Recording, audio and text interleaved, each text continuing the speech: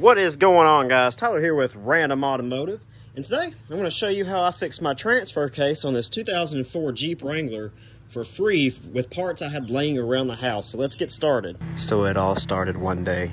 I was driving around and pulled my transfer case lever and it popped off.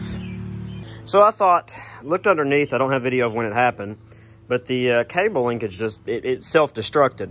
So I tried to look, the stock cable or linkage that comes with this is relatively cheap made and flies apart anyway. So I wanted a beefier with one with more oomph. So I began to look online. Looking online here, $100. Well, I thought, well, heck, I can make one cheaper than that. So here's what I did. I scavenged the garage over there for some parts that I had that might work, and I found this. This is a drawer insert to a drawer where it pulls out and goes in, the track for it. So I checked the holes and see if they lined up, and they did.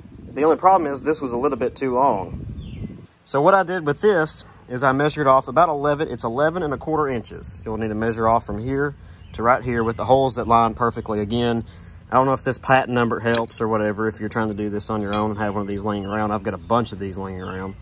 But these holes here lined up great. So I cut it there. Now let me show you underneath. So here's the little bracket that I made. You can hear that expensive dog walking around. It actually just bolted right up with no problem. This is going to be on the outside left side.